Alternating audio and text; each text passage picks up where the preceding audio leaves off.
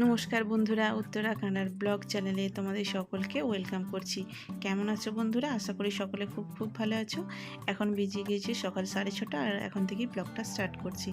দেখো বন্ধুরা, আমার কিন্তু সমস্ত রান্নার জোগাড় হয়ে গিয়েছে। তো আমি সকাল সকাল কিন্তু ভাতটা বসিয়ে দিয়েছি। এখন কিন্তু রান্না করতে চলে এসেছি আর কড়াই তেল দিয়ে দিচ্ছি পেঁয়াজ। আর আজকে একটু সবজি সবজা বানাবো। দেখো বন্ধুরা, পেঁয়াজের ওপরে দিয়ে দিলাম 5 ফোড়ন আর কাঁচা লঙ্কা একটু, আর বরবটি আর আলু দিয়ে এটাকে কিন্তু ভালো করে ভেজে নিচ্ছি। ভালোভাবে ভাজলে কিন্তু সবজির টেস্টটা খুবই সুন্দর আসে। দেখো বন্ধুরা, ভালো করে কিন্তু আমি সবজিটা ভেজে নিয়েছি। আর এখানে দেখো আমি কিন্তু আদা জিরে মিক্সিতে ভালোভাবে পেস্ট করে নিয়েছি, আর এটাও কিন্তু অ্যাড করে দিলাম। দেখো বন্ধুরা, অনেকটা তরকারিটা ভাজা হয়ে গিয়েছে।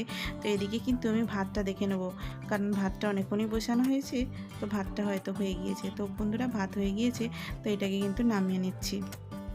তো এদিকে দেখো তরকারিটা কিন্তু অনেকটাই হয়ে গেছে, তো তার জন্য কিন্তু তরকারিটা ভালো করে একটু মিক্স করে নিয়ে আর একটু জল দিয়ে দিলাম। তারপর কিন্তু তরকারিটা আমি চাপা দিয়ে দেবো। তো এটা ঢাকা চাপা দিয়ে হতে থাকবে, ততক্ষণে কিন্তু আমি ডালটা ধুয়ে নিচ্ছি। আর এদিকে কিন্তু আমি আজকে মুসুরির ডাল রান্না করছি। তো দেখো বন্ধুরা, এখানে কিন্তু মুসুরির ডালটা ধোয়া হয়ে গিয়েছে। তো ভালোভাবে কিন্তু দেখিয়ে দিলাম তোমাদেরকে এখানে কেমন ডাল পাওয়া যায়। তো চাপিয়ে দিয়েছি এটা, তো হতে থাকলো। আর এদিকে কিন্তু ডালটা আমার সিটি দেওয়া হয়ে গিয়েছে। তো এখন কড়াইয়ে, ছোটো কড়াইটায় তেল দিয়ে দিচ্ছি পেঁয়াজ, আর ভালোভাবে ভাজা করে নিয়ে ডালটাও কিন্তু এরপর দিয়ে দেবো। তো ডালটা এদিকে আমার হয়ে গিয়েছে বন্ধুরা। তো তার জন্য কিন্তু আমি এখানে দিয়ে দিচ্ছি হলুদ আর একটু নুন। টেস্ট অনুযায়ী নুনটা আর হলুদটা কিন্তু তোমরা দিও। তো দেখো বন্ধুরা, ডালটা হয়ে গিয়েছে যেহেতু আমি কিন্তু ঢেলে নিচ্ছি। আর এদিকে তরকারিটাও কিন্তু অনেকটা হয়ে গিয়েছে। আর তোমরা দেখো কত সুন্দর তরকারিটা লুক হয়েছে। তো অলমোস্ট তরকারিটা হয়ে গিয়েছে, তো এটাও কিন্তু ঢেলে নেবো। তো সকাল সকালে এত কাজের তাড়া থাকে না, সব কিছু কিন্তু আমাকে তাড়াতাড়ি করতে হয়। তো দেখো বন্ধুরা, এখানে তরকারিটা নামিয়ে নিয়ে কিন্তু আমি বসিয়ে দিচ্ছি চাটা।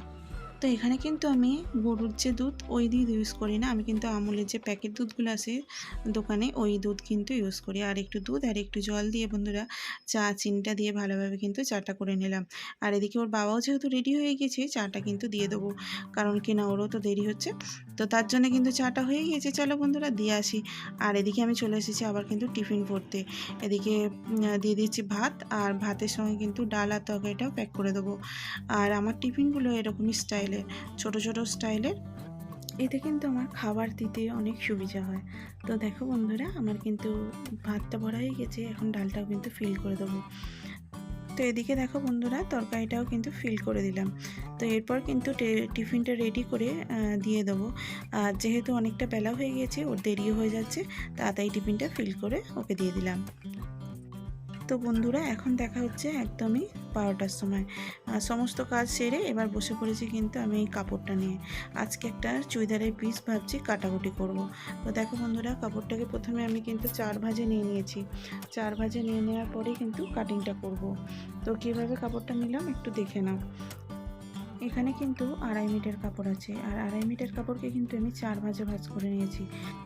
বডির 4 পার্টস প্লাস 2 ইঞ্চি কিন্তু মার্জিন নিয়ে কিন্তু আমি কাপড়টা বিছিয়ে নিয়েছি। দেখো বন্ধুরা, এভাবে কিন্তু তোমরা বিছিয়ে নেবে। তো এদিক থেকে দেখো আমি 6 ইঞ্চ মাপ করে নিচ্ছি, আর এদিকে কিন্তু আমিও আবারও 3 ইঞ্চি মাপ করে নিচ্ছি। যেহেতু আমার গলাটা 3 ইঞ্চি রাখবো, তাই জন্য কিন্তু 3 ইঞ্চি, আর এদিকে 4 ইঞ্চি দেখো মাপটা করে নিলাম। আর অনেক দিন ধরেই কিন্তু এই পিসটা পড়েছিল, কাটবো করে এটার কিন্তু কাটা হয়নি। তো আজকে দেখো এটা কিন্তু বসিয়ে গিয়েছি। কিন্তু গলার দিকটা আমি শেপ দিয়ে নিচ্ছি। তো গোল গলা যেহেতু করবো, তো গোল গলায় কিন্তু শেপটা দিয়ে নিয়েছি। আর এদিকে দেখো বন্ধুরা, আরহোলের শেপটাও কিন্তু আমি 6 ইঞ্চি মাপ করে নিয়ে নিয়েছি, আর বডি 4 প্লাস মাপ করে নিয়ে কিন্তু শেপটা দিয়ে দিলাম। আর এদিকে দেখো আরহোলের কিন্তু আমি 1.5 ইঞ্চি আর 1 ইঞ্চিকে মাপ করে দিয়ে দিলাম। 1 ইঞ্চিটা হলো সামনের গলার জন্য। তো দেখো বন্ধুরা, আমার কিন্তু আরহোলের শেপটা নেওয়া হয়ে গেছে। তো এবার কিন্তু গোল গলার যে মাপটা আছে ওটা কিন্তু দিয়ে নিলাম। তো এদিকে কিন্তু হয়ে গিয়েছে, এবার চলে আসছে আমার বডিটা পুরো। তো ওখান থেকে কিন্তু আমি 15 ইঞ্চি মাপ করে নিয়ে পুরো বডিটা দাগ দিয়ে দেবো। তারপরে আমি কিন্তু মাঝখানে আরও একটা দাগ দেবো 8 ইঞ্চিতে। তো সেখান থেকে নিচে দিক করে কিন্তু 1 ইঞ্চি মাপ করে নেবো, আর সেখানেই কিন্তু আমি আবার একটা দাগ দিয়ে নেবো।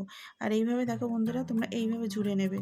তো আমার এদিকে কোমরের মাপটা নেওয়া হয়ে গিয়েছে। তো এইভাবে কিন্তু আমি লাইনগুলো জুড়ে দিলাম। তো তোমরা অবশ্যই বুঝে নেবে। আর এখানে 1/2 ইঞ্চি মাপ করে নিয়ে কিন্তু আমি নিচের দিকে যেটা আছে পার্ট, ওটা কিন্তু সমান করে চক লাগিয়ে দিচ্ছি।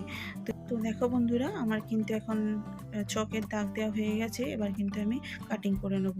তো প্রথমে নিচের দিক থেকে যে অংশটা আছে এইভাবে কিন্তু কেটে কেটে নেব, তো যাতে আমার প্রথম পার্টটা কিন্তু তুলে নিতে সুবিধা হয়।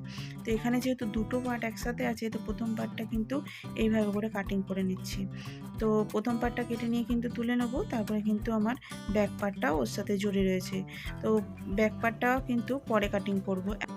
এদিকে কিন্তু আর হোলের সাইডটা কিন্তু তোমরা দেখে কাটবে। তো প্রথমে কিন্তু আমি ওপরের দাগটা যে দিয়ে আছে ওই দাগটার ওপর দিয়ে কিন্তু কাটছি। তো এইভাবে করে কিন্তু আমি ফ্রন্ট পার্টটা কেটে নেব। তো দেখো বন্ধুরা, আমার কিন্তু কাটিং করা হয়ে গিয়েছে।